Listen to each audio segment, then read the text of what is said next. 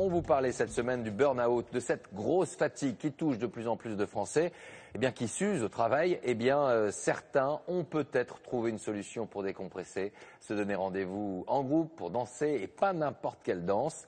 La Zumba, en provenance d'Amérique du Sud, elle a séduit les États-Unis, l'Espagne et aujourd'hui la France. On voit tout cela avec Arnaud Ursule et Olivier Martinez. La Zumba.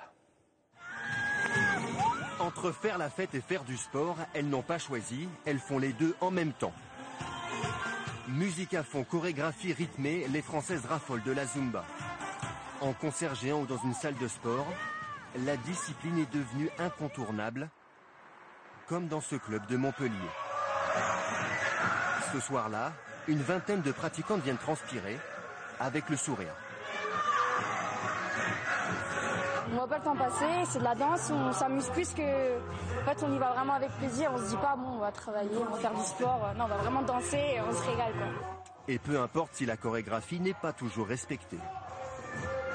Je suis pas toujours, même rarement, mais c'est pas grave, je m'amuse quand même.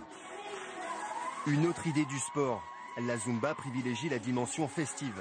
Et pour faire la fête, quoi de mieux qu'une boîte de nuit? Est-ce que vous êtes prêts?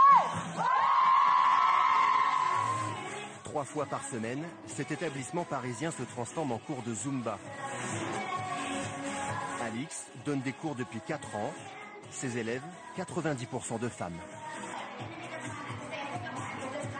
Des filles qui sortent du travail ou alors des femmes au foyer, des mamans qui viennent parfois avec leurs filles, on en a aussi.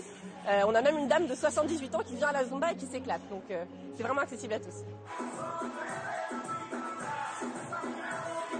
Moi j'ai déjà essayé de la Zumba en studio et voilà, tu as le miroir, tu te regardes, on te regarde. En boîte de nuit, c'est comme quand tu sors en boîte de nuit. Donc tu viens pour t'éclater. En France, elles sont plus de 500 000 à pratiquer la Zumba et les hommes ne se font plus prier pour les rejoindre.